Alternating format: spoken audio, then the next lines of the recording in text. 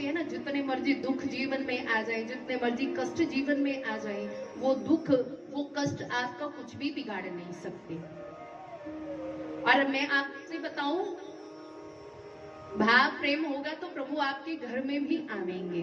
भाव गुरु हरे कृष्णा। ऐसी ही परम भक्ता थी कर्मा बाई। आपने सुना होगा कर्मा बाई जी के विषय में। भाव गुरु हरे कृष्णा हरे कृष्णा हरे राम हरे कृष्णा हरे कृष्णा। भगवान की एक परम भक्ता हुई है जिनका नाम है भक्तिमती कर्मा बाई। होती एक बाई ताको कर्मा सुनाम जानी, बिना रीति भांति भोग खिचड़ी लगावही। जगन्नाथ देव आप भोजन करत निके, जीते लगे भोगता में ये अति भावही। गयो तहाँ साधु मान बड़ो अपराध करई, भरे बहु स्वाद सदाचार ले सिखावही। भाइयों युवा बार देखे खोल के किवार जो पे, झूठने लगी मोए धोए बीनू आवही।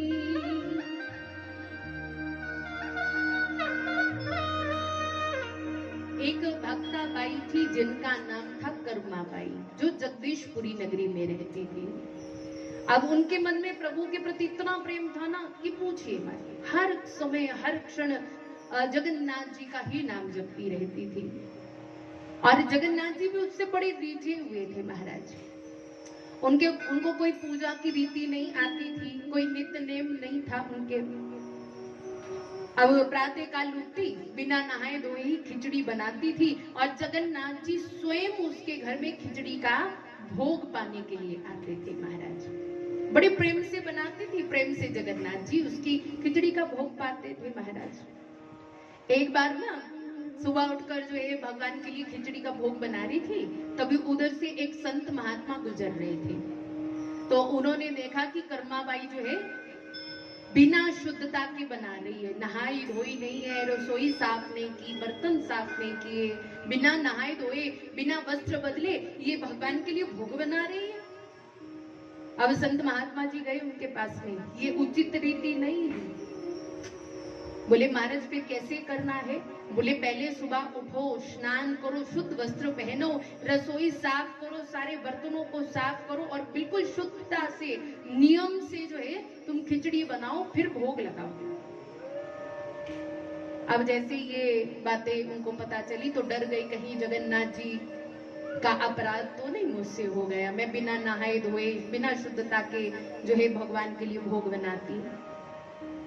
अब दूसरे दिन क्या हुआ, सुबह उठी और जैसे बाबा ने कहा उठकर स्नान किया, शुद्ध वस्त्र पहने, फिर रसोई साफ करी, फिर बर्तन साफ किए, फिर खिचड़ी बनाना शुरू किया।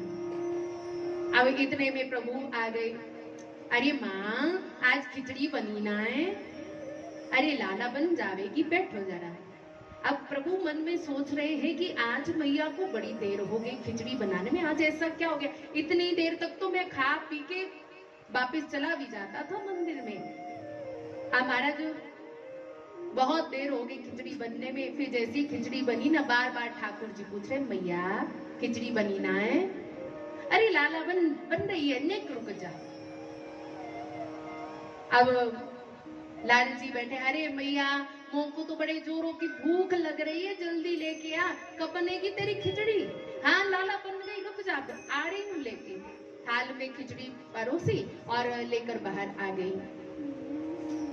और कहने लगी, ले लाला मैया आज बड़ी देर लगा दी देने।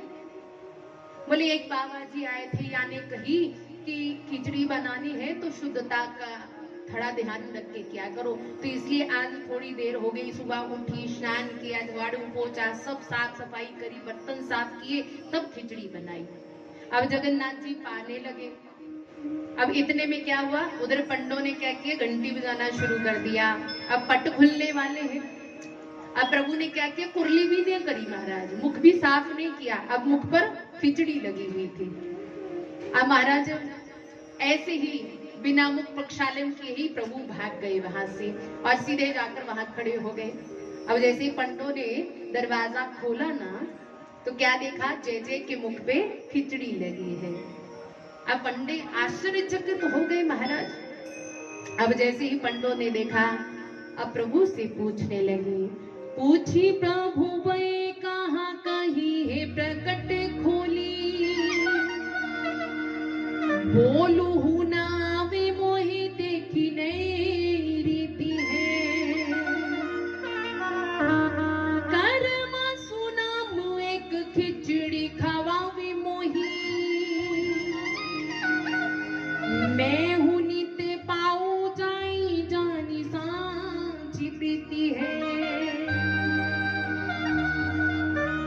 केऊ मेरो संत रीति भांति सी सिखाए आयो, मत में अनंत बिनु जाने यो अनीति है, कहीं वही साधु सो जो साधिया वो वही, बात जाई के सिखाई ही आई बड़ी बेटी है। पंडे ना आश्चर्यचकित हो गए जब जय जय के मुख पे उन्होंने खिचड़ी लगी हुई देखी। बड़ी जय जय, आज ये बड़ी नई रीति देखी हमने। किसके घर में खिचड़ी का भोग पाक के आए, देखो जय जय मुख पे खिचड़ी लगी हुई है आपके। आप से बोलो हरे कृष्णा हरे राम। बताइए ना जय जय कहाँ पाके आए। तो प्रभु ने कहा कि मेरी एक भक्ता है कर्मा बाई, जो रोज मेरे लिए बड़े भाव से बड़े प्रेम से खिचड़ी का भोग बनाती है और मैं रोज नियम से या के घर में खिचड़ी का भोग पाता हूँ। मुझे या के घर की खिचड़ी बहुत भाती, बड़ी स्वादिष्ट लगती है। उसके सामने तो आपके ये जो 56 भोग होते हैं ना, वो भी फीके हैं। इतनी मन भाव प्रेम से भाव से वो खिचड़ी पवाती है मुझे। तो जय जय आज फिर मुख प्रक्षालन करवाना भूल गए क्या वो? तो बताना शुरू किया कि मेरो ही एक संत उनको नई रीति सिखाकर आ गए कि सुबह उठकर नहाओ, वस्त्र बदलो, शुद्धता का ध्यान रखकर भोग बनाओ, फिर पकाओ। इसी शुद्धता में का ध्यान रखते रखते देर हो गई। फिर इतने में आपने घंटी बजानी शुरू कर दी, तो मुझे भागकर वहां से यहाँ आना पड़ा। मैं मुख प्रक्षालन नहीं कर पाया। अब आप ऐसा कीजिए, जैसा मैं कहता हूँ वैसे कर्माबाई को बोलो जाके, नहीं तो ऐसे ही रोज मुझे भूखा रहना पड़ेगा। आधा पेट भरा आधा नहीं भरा। हाँ बोलो हरे कृष्णा हरे राम। अब पंडित जी जो थे, जय जय ने जैसे कहा, जाकर कर्माबाई से कहा कि कर्माबाई तुम जैसे भी पहले बनाती थी ना खिचड़ी, बड़े भाव से बड़े प्रेम से, बिल्कुल तुम ठीक वैसे ही खिचड़ी बनाओ, उसी से ही जय जय प्रसन्न है। बोले देखो महाराज कुछ अनीति तो नहीं हो जाएगी, क्योंकि मुझे नित्य नेम पाठ तो आता नहीं है, कुछ नहीं आता मुझे। केवल एक भाव है मेरे मन में, एक प्रेम है, बस उसी भाव और प्रेम में आकर मैं खिचड़ी को बनाती हूँ, वो जय जय को पसंद आ जाती है। तो पंडे कहते हैं कि जय जय ने खुद ही कहा है जैसे तुम पहले खिचड़ी बनाती थी बिल्कुल वैसे ही बनाओ, उसी से मैं प्रसन्न हूँ। भाव से बोलो हरे कृष्णा। अब जैसे ही पंडों ने कहा ठीक वैसा ही आचरण करना शुरू कर दिया। सुबह उठती जैसे पहले बनाती थी वैसी खिचड़ी बनाना शुरू कर दिया। अब रोज प्रभु आते बड़े प्रेम से जो है खिचड़ी का भोग लगाते हैं और कर्माबाई बैठकर जो है प्रभु की छवि को निहारती है। हे मोर पंख तेरा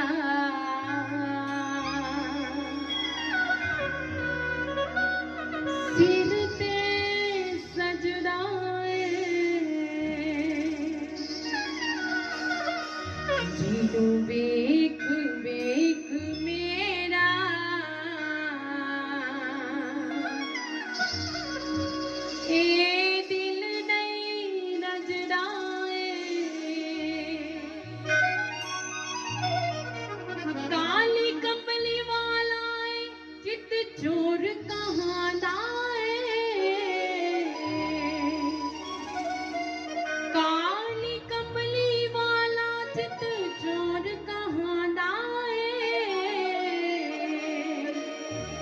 तेरे चरणा चुबे करके